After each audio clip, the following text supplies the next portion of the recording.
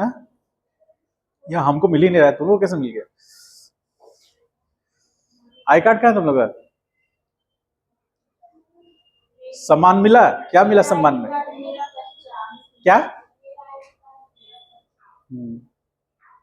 I card पहना compulsory है अब, टीचर को भी और स्टूडेंट को भी, समझ गए?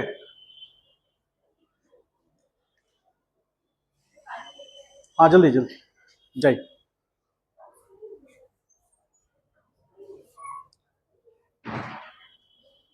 इसको उसका रखा हुआ है, वो लेट आई थी क्या आज? अच्छा चलिए पहले डाउट कुछ कर दें, कुछ डाउट पूछना है तो पूछिए, क्वेश्चंस बनाए होंगे, डाउट हुआ होगा। चलिए पहले डाउट डिस्कस कर लेते हैं हम लोग।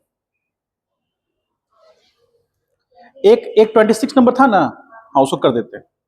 आइए 26 नंबर देख लेते हैं।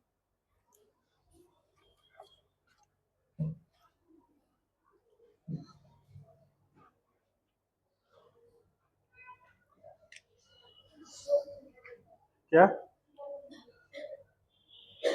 26, 12 और बोलिए 29, 30, 34, कहां तक बोले थे? 40 तक ना? हाँ तो 40 तक में बताइए। और लगाओ लॉक 34, उसके बाद 36, और बोलिए 40, और हो गया 40 तक था ना, हो गया। लगभग 6 क्वेश्चन है, करे सॉल्व की तुम लोग? हाँ तो कल तो एब्सेंट थे इसलिए नहीं बना। चलिए देखिए यहाँ पर 40 तक डिस्कस कर दिए, मतलब सब्ट्रैक्शन बता दिए हैं। कल वेक्टर सब्ट्रैक्शन हो गया है, वीडियो अपलोड होगा, देख लीजिएगा। ठीक है, चैनल का नाम पता है आप लोग को? ज्ञान विद्या मंदिर, बस।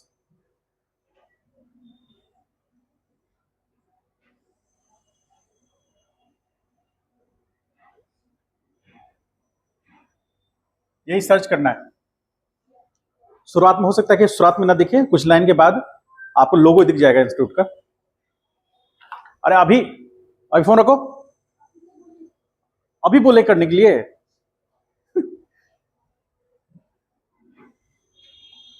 चलिए देखिए यहां पर 26 नंबर देखते हैं। 26 नंबर में कह रहा है कि दो वेक्टर है ए एंड बी, ये वेक्टर ए हो गया, ये वेक्टर बी हो गया, उनके बीच का एंगल हम थीटा मान रहे हैं, हमको नहीं पता।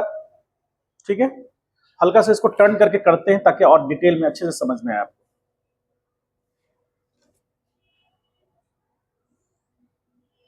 ये वेक्टर बी हो गया, ठीक है। तो यहां से पैरेलल शिफ्टिंग करेंगे हम, तो पैरेलल शिफ्टिंग करेंगे तो ये वेक्टर ए, ये वेक्टर बी और ये वेक्टर ए, ठीक है। रिजल्टेंट ऐसे पास कर रहा है। अब यहां से हम क्या करते हैं, एक परपेंडिकुलर ड्रॉ करते हैं, ठीक है, परपेंडिकुलर ड्रॉ करते हैं।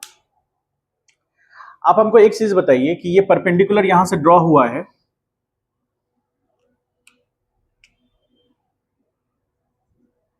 इस पॉइंट को एम पॉइंट पर कट करता है। अब हमको एक चीज बताइए कि यदि ये पैरेललोग्राम का एरिया निकालना हो तो कैसे निकलेगा? एरिया ऑफ दिस पैरेललोग्राम,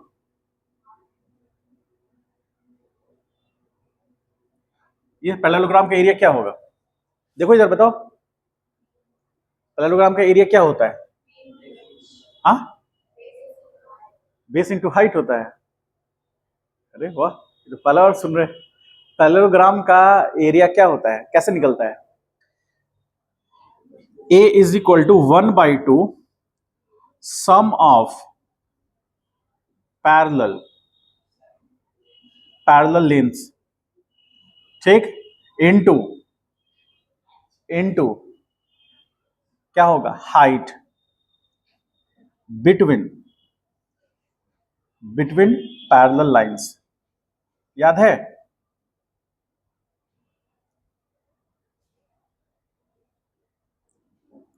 समझ पाए इस बात को? पैरेललोग्राम का नहीं पढ़े हैं एरिया?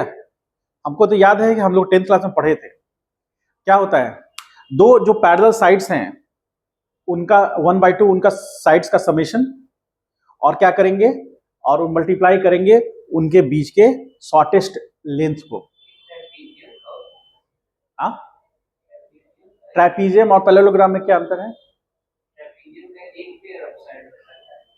एक पेयर ऑफ साइड पैरेलल होता है, पैरेललोग्राम में ऐसा हो सकता है? हाँ,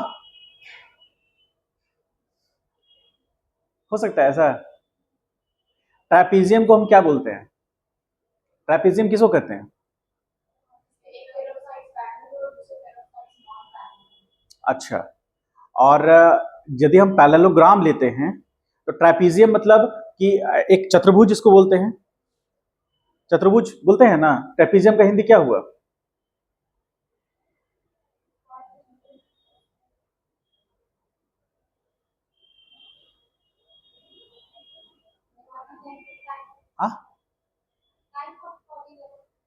टाइप ऑफ कोलेटरल होता है, ठीक है।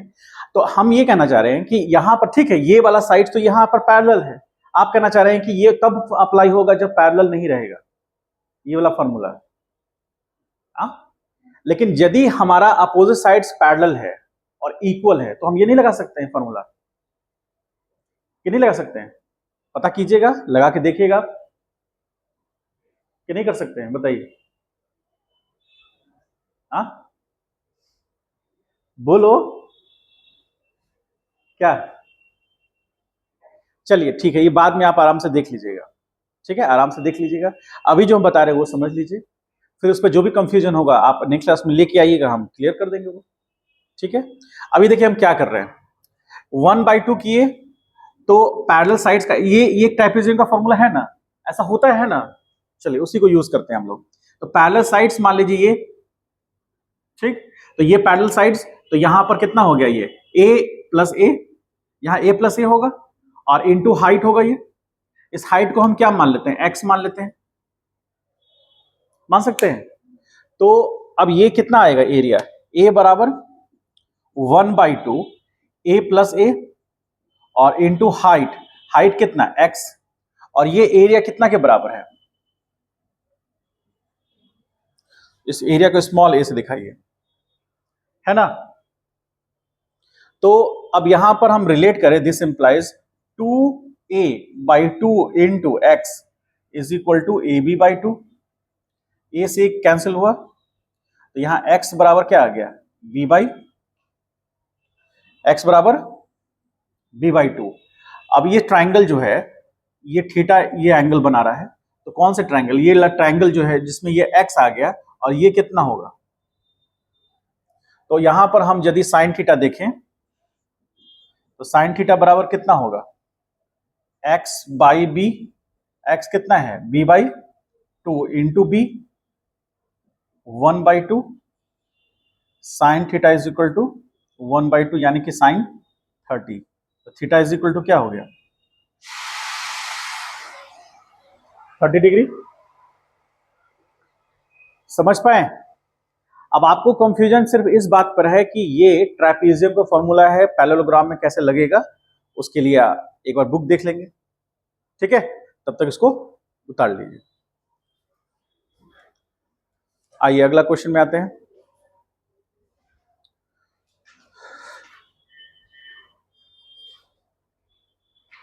ये बेसिकली कॉन्सेप्ट कैसे आया था पता है, जैसे एक ये रहता, ये क्या बोलते हैं उसको, रेक्टेंगुलर रहता है, रेक्टेंगल रहता, तो रेक्टेंगल शेप कैसा नजर आता है, एक सेकंड के लिए देख लीजिए।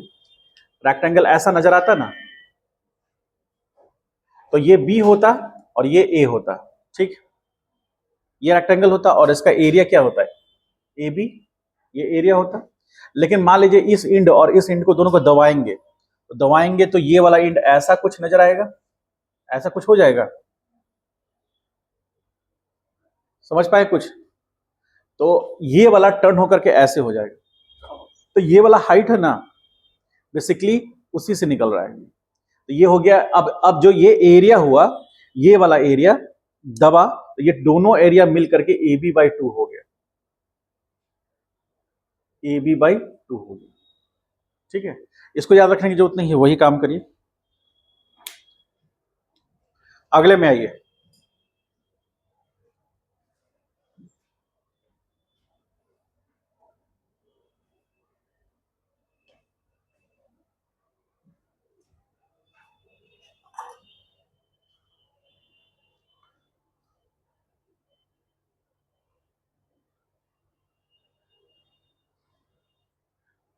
बारह नंबर, 12 नंबर डिस्कस किए थे हम लोग। हाँ,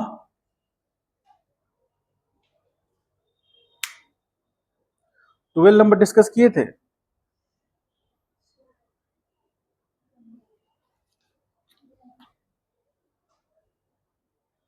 12 नंबर नहीं बना, लोग से पूछते नहीं हो तुम?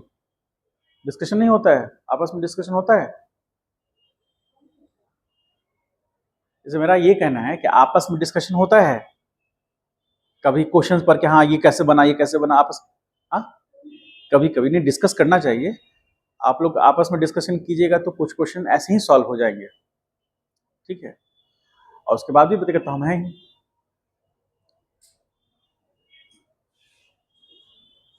चलिए 12 नंबर देखते हैं हम लोग। 12 नंबर बन गया है।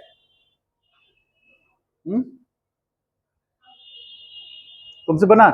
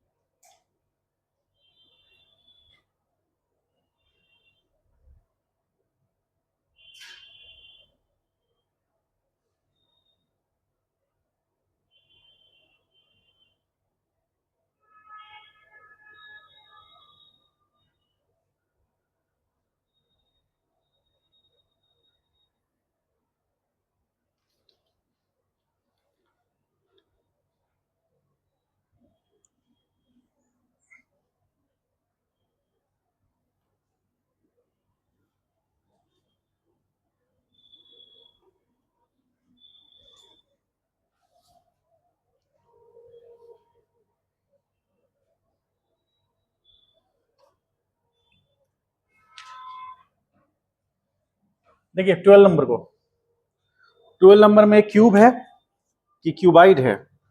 Three forces of magnitude 66, 72 and 72 knit a corner of cube along the three sides as one resultant of these forces.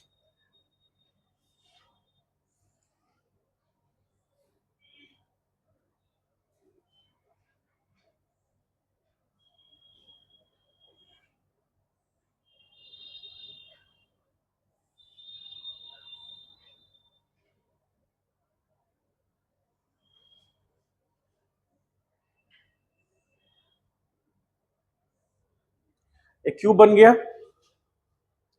ये पॉइंट सी है, O A F E G D, root under 72 newton. ये इधर आ रहा है 6 Newton, ये point B है और इधर आ रहा है 6 न्यूटन। तो कह रहा है क्या कि रिजल्टेंट ऑफ थ्री फोर्सेस निकालिए। अब हमको एक चीज बताइए कि ये तीन अलग अलग फोर्सेस हैं, ठीक है, तीन अलग अलग फोर्सेस हैं। तो ये वाला जो सपोज करिए मान लीजिए 6 न्यूटन और ये 6 न्यूटन, दो फोर्सेस हैं, को इनिशियल फोर्सेस हैं कि नहीं? ये फोर्स और ये फोर्स, इस फोर्स का नाम हम ए दे देते हैं। मान लीजिए कि इस फोर्स का नाम पी वेक्टर है और इस फोर्स का नाम क्यू वेक्टर है और इसका आर वेक्टर है। ठीक है, तो वेक्टर पी और वेक्टर क्यू को इनिशियल वेक्टर्स हैं। एंड एंगल कितना है और इक्वल मैग्नीट्यूड के हैं। तो इसका रिजल्टेंट को हम मान लेते हैं R1। तो R1 बराबर सीधे सीधे √2a, that is equal to √2 into 6 newton कह सकते हैं। थर्ड केस याद कीजिए, थर्ड केस में था क्या कि दो वेक्टर जब पैरेलल एक दूसरे से 90 डिग्री पे होंगे और इक्वल मैग्नीट्यूड के होंगे तो √2 आंसर उनका होगा। ठीक है, तो R1 आपका कितना आ गया, √2 न्यूटन, √2 इंटू 6 न्यूटन। अब ये जो वेक्टर है एग्जैक्टली 20 से पास करेगा, ऐसे 20 से पास करेगा ना, क्योंकि इक्वल फोर्सेस हैं तो एग्जैक्टली 20 से पास करेगा। तो अब ये जो फोर्स है ये R1, तो R1 जो वेक्टर है वो इसके साथ √72 यानी कि R वेक्टर के साथ कितना एंगल बनाएगा,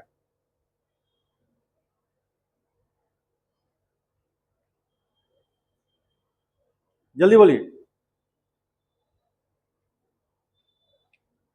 ये R1 वेक्टर R वेक्टर के साथ कितना एंगल बनाएगा, 135।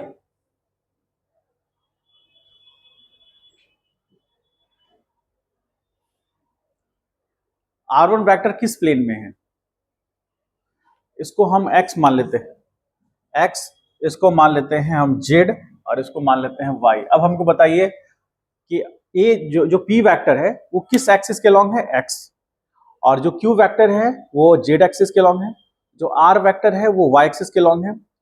अब जब दो वेक्टर कौन सा x और z जो वेक्टर को ऐड किए तो वो एक्जेक्ट प्लेन में आ गया, तो एक्जेक्ट प्लेन जो होगा वो y एक्सिस के साथ कितना एंगल बनाएगा,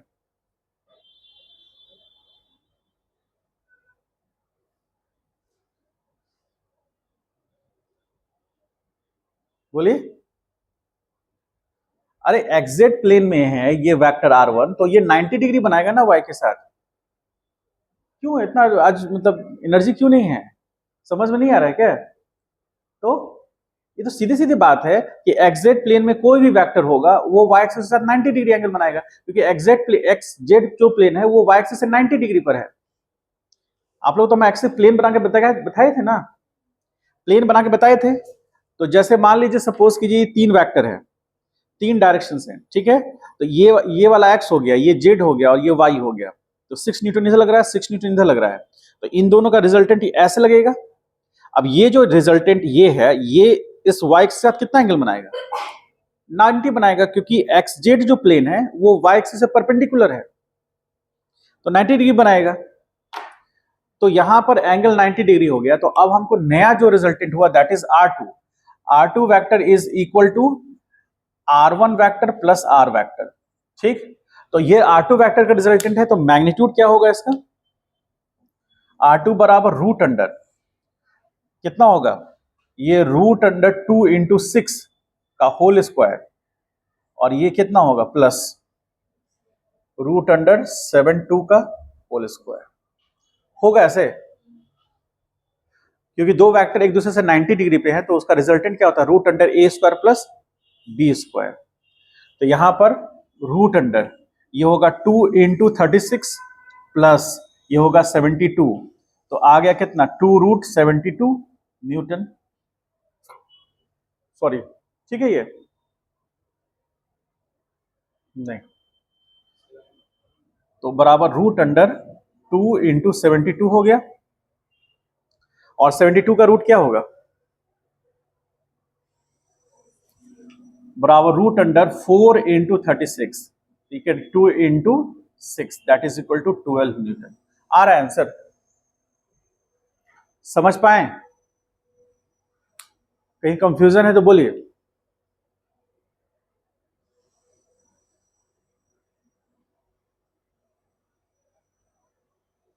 क्लियर है, समझना क्या है, वेक्टर सब्ट्रैक्शन, ये तो एडिशन का काम था, इसमें सब्ट्रैक्शन तो है नहीं। ठीक है, तो अब हम इसमें से डायरेक्टली हम यूज कर पाए वो तीन वेक्टर के अकॉर्डिंग। चलिए आगे बढ़िए, इसको लिख लीजिए। अगला क्वेश्चन है 29 number.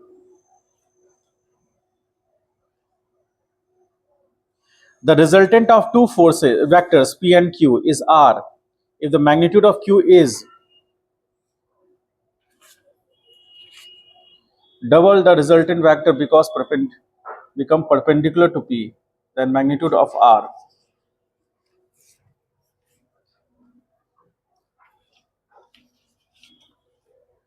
The resultant of two vectors P and Q is R if q magnitude of q is doubled, the new resultant vector become perpendicular to p. 29 number देखिए, जैसे ये वेक्टर है, कौन सा वेक्टर p, और ये vector q है, ठीक है। उसके बाद और इसका रिजल्टेंट जो है वो r है, तो r बराबर vector p plus vector q, ठीक है। अब उसका रहा है कि if the magnitude of q is doubled, तो जैसे r बराबर हो गया root under p square plus q square plus 2p q cos theta. अब क्या कर रहे हैं कि उसका रिजल्टेंट तो r1 और q को क्या कर रहे हैं, डबल कर दे रहे हैं, तो p स्क्वायर अपॉन 2q का whole square plus 2p into 2q upon into cos theta, ठीक है। इसके रिजल्टेंट के इसके q के मैग्नीट्यूड को दुगना कर दिए, double, the new resultant vector becomes perpendicular to p। तो नया जो रिजल्टेंट वेक्टर बनता है वो p से परपेंडिकुलर है। इसका मतलब है कि tan alpha is equal to क्या होता है, b sine theta upon a plus b cos theta, ठीक है। और अब यहां पर पुट करेंगे b की जगह पर क्या होगा, q sign theta upon p plus q cos theta, ठीक है। लेकिन यहां पर अल्फा अब 90 डिग्री हो गया है। अल्फा 90 डिग्री कब होगा, जब q जो है 2q हो जाएगा, ठीक है। और अल्फा 90 डिग्री मतलब इनफाइनाइट, इंफिनिटी कब होगा, इंफिनिटी कब होगा 90 डिग्री पर। तो आप यहां समझिए ऐसे कि यहां पर इंफिनिटी यानी कि सपोज करें इसको 1/0 कर देते हैं, इज इक्वल टू कितना होगा, 2q sign theta upon p plus 2q cos theta, ऐसा लिख सकते हैं। इसका मतलब this implies p plus 2q cos theta क्या होगा, 0 होगा। हाँ, ये वाला टर्म देखिए, डिनोमिनेटर यदि 0 होगा तभी तो tan अल्फा का वैल्यू इंफिनिटी होगा, समझ पा रहे हैं। तो यहां पर ये टर्म 0 हो गया तो ये इधर चला जाएगा, तो 2q cos theta is equal to minus p cos theta is equal to minus p by 2q, ठीक है। आपको निकालना क्या है, R2 निकालना है, तो cos थीटा का वैल्यू पुट कर सकते हैं वहां, कहां, तो यहां पुट करेंगे तो cos थीटा का वैल्यू कितना आएगा, R1 is equal to root under p square upon 4q square plus 4pq और cos थीटा का value minus p by 2q, ऐसा लिख सकते हैं। तो यहां से कैंसिल, ये हो गया 2 कैंसिल, तो बराबर root under p square plus 4q square और यहां हो जाएगा माइनस 2p स्क्वायर, होगा 4 2, यहाँ 2 बचेगा ना, 4 है ना यहाँ, ठीक है। तो यहाँ 2 और यहाँ 2p स्क्वायर हो जाएगा, तो फाइनली क्या आ जाएगा, बराबर root under 4q square minus p square. Answer आ रहा है,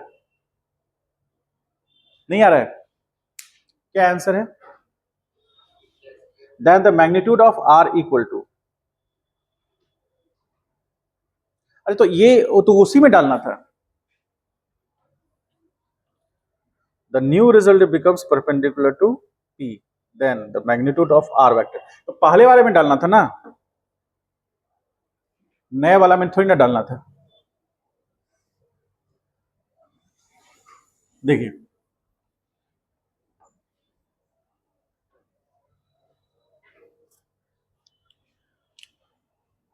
r is equal to root under क्या होगा, p square plus q square, ठीक है, प्लस 2pq और cos थीटा की जगह क्या पुट करेंगे, minus p upon 2q put करेंगे ऐसे, तो यहां से q कैंसिल हुआ, 2 कैंसिल हुआ, तो बराबर रूट अंडर ये आ गया p square plus q square और ये क्या हो जाएगा, माइनस p स्क्वायर कैंसिल हुआ, क्यू आया। आ रहा आंसर, समझ पाए?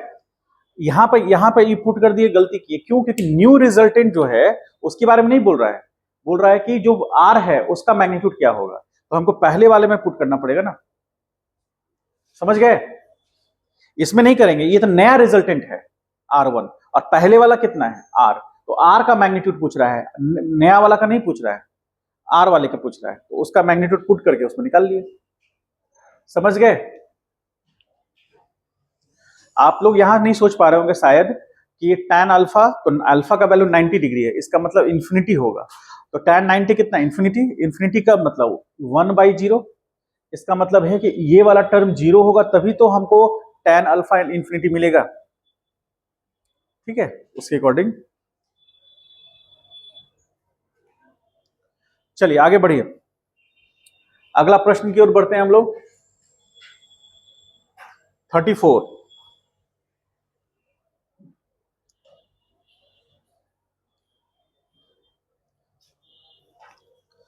34 तो बहुत इजी है। The resultant of two vector, इसमें थोड़ा सा डायग्राम में गलती कर दिया है। डायग्राम में गलती पकड़ना है आपको। कैसे पकड़ना है देखिए, ध्यान से डायग्राम सब लोग देखिए। 34 का लिख लिए, ये 29 लिख लिए, जल्दी से लिखो। लिखने इतना स्लो क्या है? लिख लिए तुम लोग? हाँ, बन गया तो ठीक। आइए 34 में आइए। 34 में डायग्राम को ध्यान से देखिए। डायग्राम में क्या है कि वेक्टर ए जो है उसी के पैरेलल में ऊपर में वेक्टर बनेगा, लेकिन वो छोटा है, तो ये पैरेललोग्राम बना नहीं। डायग्राम, इसका सही डायग्राम हम अभी बना के दिखाते हैं आपको।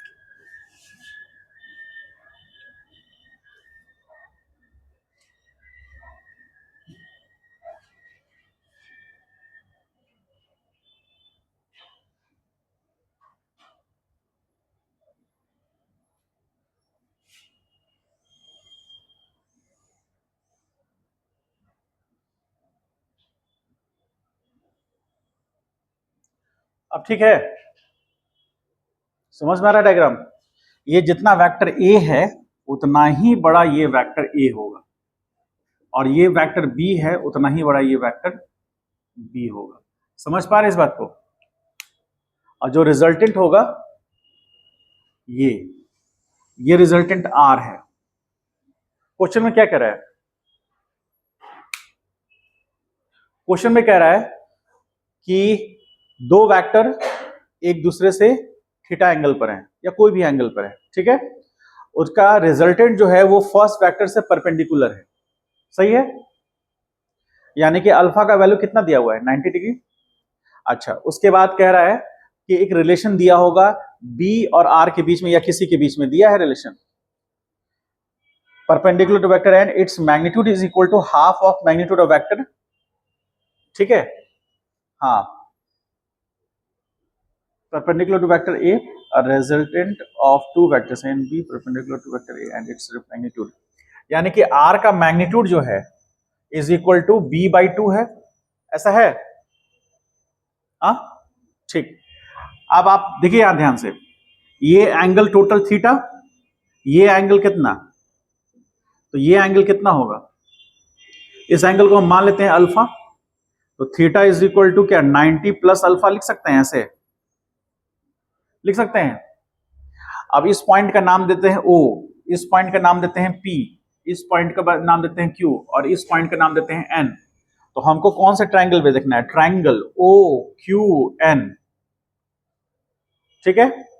तो ट्रायंगल OQN में हमको ये पता है और ये पता है, तो बेस और हाइपोटेनस पता है, तो हम कॉस थीटा लगा सकते हैं, कॉस अल्फा। तो कॉस अल्फा बराबर कितना, आर बाई बी होगा। तो आर बाई बी, आर का वैल्यू कितना दिया हुआ है, B by two into B, तो ये कैंसिल होगा, यानी कि कॉस अल्फा बराबर 1/2। कॉस कितना का वैल्यू 1/2 होता है, 60। 60 आ रहा है। इसका मतलब है कि लाइन सेंटेंस पढ़ने में दिक्कत हुआ है, इसका मतलब ये ए होगा शायद। हम्म?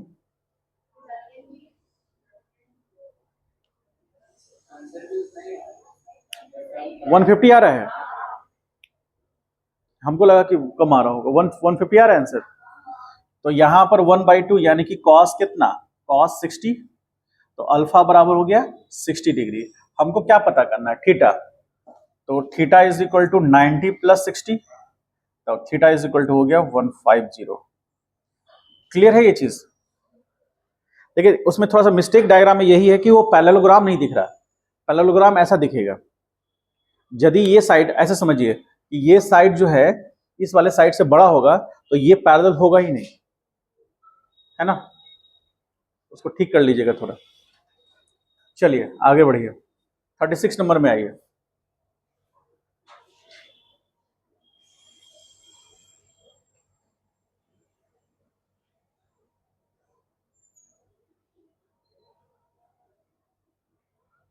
थर्टी सिक्स नंबर,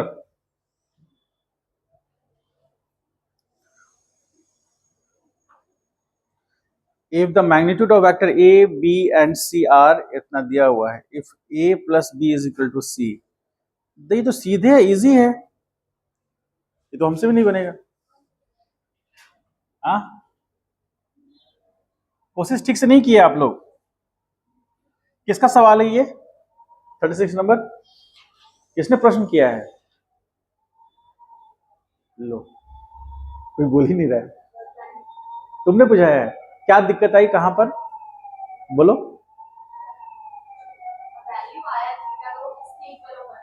अच्छा, और बाकी आप लोग ट्राई किए, बोलो कहां ट्राई किए, दिखाओ हमको।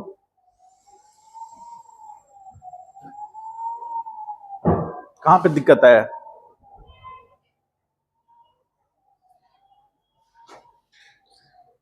तो आंसर कॉस इनवर्स 0.6 नहीं आ रहा है, आ रहा है ना, बन गया ना। हाँ ठीक। अच्छा उसको दिक्कत हो रही है। अच्छा खुद से सॉल्व कर रहे हैं ना बढ़िया से, कहीं किसी से हेल्प नहीं लेना है। आ? नहीं नहीं, बहुत सारा मोबाइल पर भी ऐप हैं। नहीं इसलिए करें कि अभी थोड़ा मेहनत कीजिएगा, पढ़ाई आपका बेहतर हो जाएगा। ठीक है, क्वेश्चंस एक एक क्वेश्चन बहुत अच्छे अच्छे हैं इसमें, अच्छे मतलब आपको कॉन्सेप्ट क्लियर करने के लिए। चलिए आइए, हो गया ये, हटा दी इसको।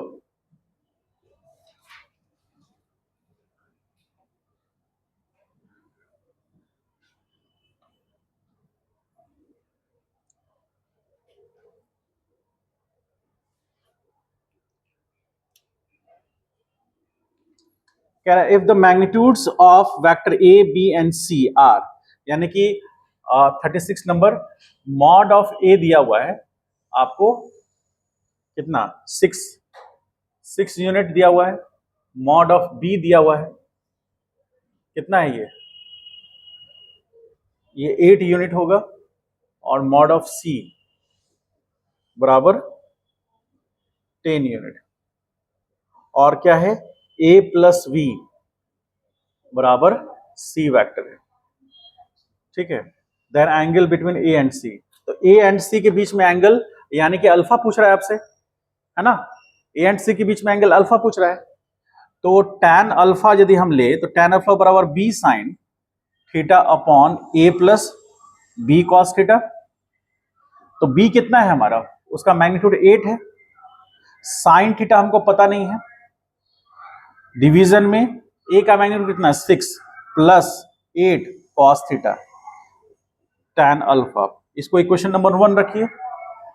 अब हम पता करेंगे कि रिजल्टेंट क्या है।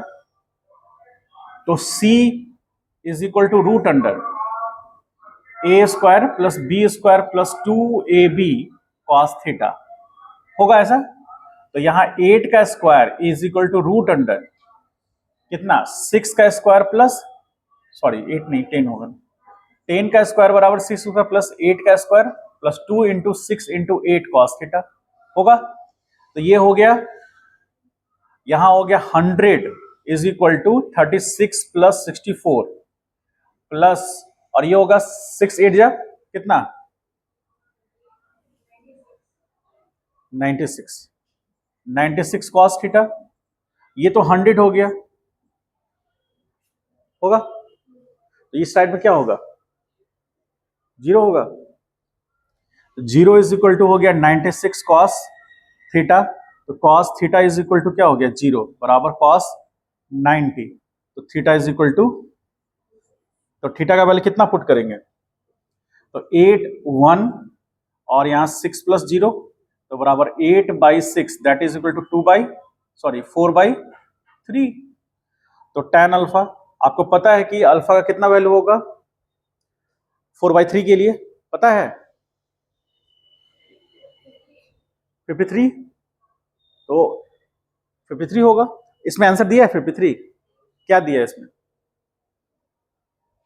अब इसको, तब उसको डाउट इसी करिए, 4/3 कीजिएगा कितना आएगा 0.6 आएगा, 1 पॉइंट समथिंग आएगा ना, 1.33 आएगा, 1.33 आएगा। तो tan alpha is equal to, अच्छा 4/3, चलिए कॉस में निकाल लेते हैं, कॉस अल्फा कितना हो जाएगा तब 3/5 होगा, ठीक। तो कॉस अल्फा 3/5, तो ये 0.6 होगा। हाँ, तो अल्फा बराबर कितना होगा कॉस इनवर्स 0.6। ये भी आंसर सही है, ये भी सही है, लेकिन दिया ये है।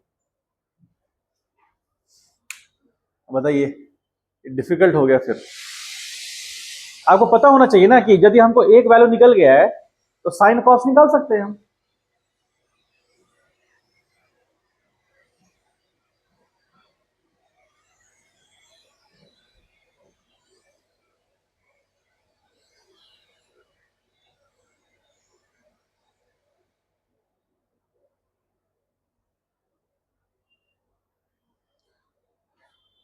लास्ट बच गया 40।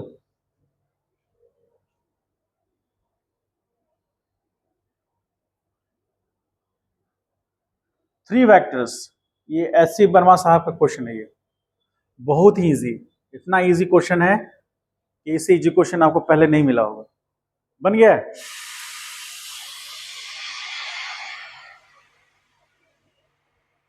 काम चल रहा है मेट्रो का, आप चाहते हैं कि मेट्रो पे सफर करें तो ये सब सुनना पड़ेगा। मेट्रो पे चढ़ने के लिए पैसे चाहिए, ऑटो पे चढ़ने के लिए पैसे चाहिए, तो ऑटो और मेट्रो में किस में चढ़ना चाहेंगे आप? मेट्रो पर। दिल्ली मेट्रो पे चढ़े हैं? नहीं चढ़े हैं? दिल्ली मेट्रो में आप जाएंगे तो राजीव चौक सबसे इंपॉर्टेंट स्टेशन है, जैसे पटना जंक्शन सबसे इंपॉर्टेंट स्टेशन हो जाएगा, तो राजीव चौक है, वहां पर 3 लाइन्स आके मिलती हैं। तो जैसे स्टेशन आने वाला होता है तो स्पीकर से आवाज आता है, next station is Rajiv Chowk, doors will open in the right, please mind the gap. मतलब प्लेटफॉर्म और जो ट्रेन उनके बीच में गैप होता है, इसलिए वो ऐसा बोलता है। फिर उसको हिंदी में कहता है, अगला स्टेशन राजीव चौक है, दरवाजे दाईं ओर खुलेंगे। हाँ, यहाँ स्टॉपेज। तो पटना में कैसे होगा, अगला स्टेशन मलाई पगड़ी चौक है, दरवाजे दाईं ओर खुलेंगे, कृपया दूरी का ध्यान रखें। फिर आप उतरेंगे और यहाँ आ जाएंगे। हाँ, टिकट लगता है और पास बना लीजिएगा, जस्ट टच कीजिएगा, ओपन हो जाएगा, दरवाजा खुल जाएगा उसका। मेट्रो के नीचे में होता है वो, और ऊपर जाने में ऊपर चलेगा, फिर अपना मेट्रो ओपन हो गया आपके लिए, आराम से सफर कर पाएंगे आप दूर दूर से भी। बहुत टाइम कितना है, अगले साल होने आ रहा है, आप लोग इधर 12th में आएंगे, उधर मेट्रो लग जाएगा। नजदीक आपको ये पड़ेगा, ये जो राजेंद्र नगर टर्मिनल है ना, वो नजदीक पड़ेगा यहाँ आने के लिए। वहां से मलाई पकड़ी चौक से ज्यादा टाइम नजदीक ये पड़ेगा। आप लोग तो इधर ही रहते हैं तो आप लोग तो पैदल ही आ जाएंगे, मेट्रो का भाड़ा बच जाएगा। सैटरडे संडे को घूमने जाना है तो उसे घूमिए, ठीक है। चलिए अगला क्वेश्चन पे आते हैं हम लोग अब 40 पर। 40 क्वेश्चन थोड़ा अच्छा क्वेश्चन इसलिए है क्योंकि इसमें एक छोटा सा कॉन्सेप्ट को समझना है, खाली पढ़ा सब दिए हैं।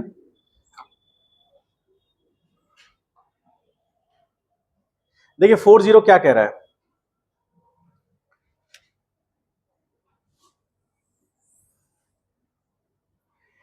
एक सर्कल है, सेंटर पॉइंट हो गया O, जहां तक हमको याद है मैच कराइएगा, जहां गलती होगी बताइएगा। अभी हम क्वेश्चन नहीं दिखे हैं, ऐसे ही बता रहे हैं आपको। O पॉइंट, ये पॉइंट A है क्या, ठीक है, और इस पॉइंट को क्या नाम दिया है, B, ठीक है। तो ये पॉइंट हो गया B, तो ये OA वेक्टर हुआ, ये OB वेक्टर हुआ, और एग्जैक्टली बीच से पास कर रहा है, इसको हम लोग OC वेक्टर बोल सकते हैं, ठीक है। और इसको देख करके आपको क्या लगता है कि OA वेक्टर का मॉड बराबर OB वेक्टर का मॉड बराबर OC वेक्टर का मॉड, और तीनों को इनिशियल वेक्टर्स हैं, ठीक है। अब आपसे रिजल्टेंट पूछ रहा है, ठीक है, मैग्नीट्यूड दोनों वेक्टर का, तीनों वेक्टर का बराबर है, तो हम लेके चलते हैं for OA vector and OB vector, ठीक है, दोनों को लेके चलते हैं। ध्यान से देखिए, अभी 40 नंबर बन गया था, किसका प्रॉब्लम है ये, कौन पूछा, तुम पूछे हो, तुम लोग से बना था, किसी से नहीं बना है। देखिए यहाँ पर तब OA वेक्टर OB वेक्टर मान लेते हैं कि R उसका रिजल्टेंट है, तो R रिजल्टेंट मतलब R1 रिजल्टेंट है उसका, तो OA प्लस OB ऐसा लिख सकते हैं ना। आप ध्यान से समझिए, R1 जो है हम एक लाइन में लिख दे रहे हैं, एक लाइन में क्या लिख दे रहे हैं, √2 OA बराबर √2 इंटू R, ऐसा लिख सकते हैं क्या, समझ पाए बात को, सब लोगों को समझ में आया। स्पेशल केस में थर्ड केस, स्पेशल केस में थर्ड केस क्या कह रहा है कि यदि दो वेक्टर इक्वल मैग्नीट्यूड के हैं, एक दूसरे से 90 डिग्री पर है, तो उसका रिजल्टेंट √2a हो जाता है। ए मतलब किसी एक वेक्टर का मैग्नीट्यूड, क्योंकि मैग्नीट्यूड तो बराबर है दोनों का, तो ऐसा लिख सकते हैं हम लोग। अब उसकी खासियत क्या है कि अब जो R1 वेक्टर है वो इस डायरेक्शन में आ गया, ये R1 वेक्टर हो गया, तो R1 वेक्टर का मैग्नीट्यूड कितना था, √2 R, ठीक, समझ गए, जो कि एक्स एक्सिस के साथ यानी कि OA वेक्टर के साथ कितना एंगल बनाएगा, और जो OC वेक्टर है वो भी उसी पर है, तो OC वेक्टर ये हो जाएगा। बोलिए, आपने छोटा क्यों दिखाया सर OC वेक्टर को, और R1 वेक्टर को बड़ा क्यों दिखाया, इसलिए दिखाया कि क्योंकि OC वेक्टर का मैग्नीट्यूड R है, और R1 वेक्टर जो दो वेक्टर से मिलकर बना है कौन सा, OA और OB, उसका मैग्नीट्यूड √2 R है। √2 का वैल्यू 1 से ज्यादा होता है, 1.41, तो 0.41 ज्यादा है, इसीलिए उसका लेंथ क्या होगा, ज्यादा होगा। अब समझिए कि दो वेक्टर एक दूसरे से कितने एंगल बना रहे हैं, 0, तो केस 1 याद कीजिए।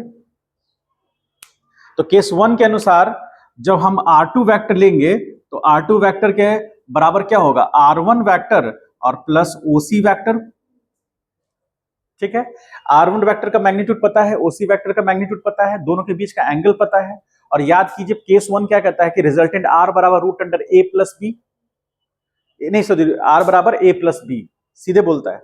तो यहां R2 vector is equal to हो जाएगा R1 प्लस OC, तो R1 कितना है, √2R प्लस R, कॉमन लेंगे √2 प्लस 1 इंटू R, ये होगा R2। समझ पाए बात को, क्लियर हुआ, कोई डाउट है तो बोलिए, यही आंसर होगा।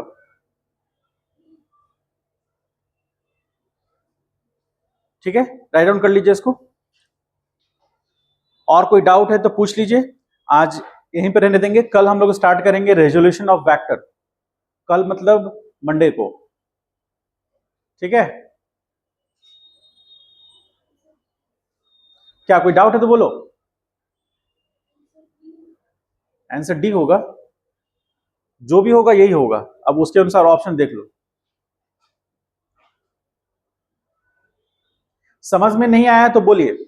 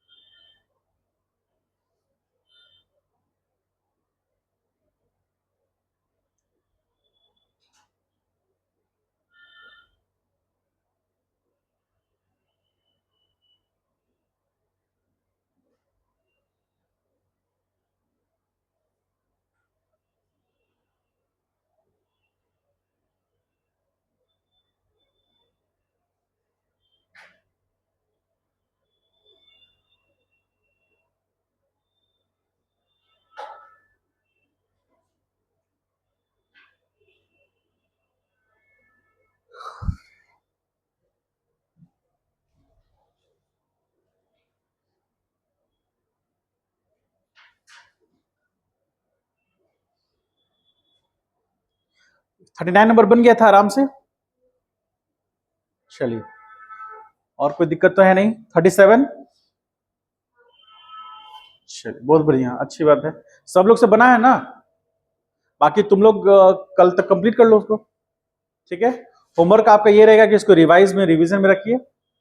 और अगला क्लास मंडे को हम लोग फिजिक्स का करेंगे, जिसमें हम रेजोल्यूशन स्टार्ट कर देंगे। बहुत इंपॉर्टेंट है रेजोल्यूशन ऑफ वेक्टर, जो है यही आपको आगे काम आएगा। मतलब लॉज ऑफ मोशंस में या फिर रोटेशन में या 12th में, सब में यही रेजोल्यूशन ऑफ वेक्टर ये काम आएगा। ये सबसे ज्यादा जरूरी है।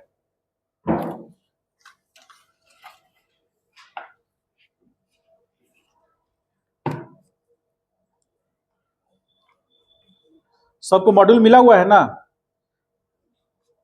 फिर आपको सीट मिलेगा इसका वेक्टर खत्म होने के बाद।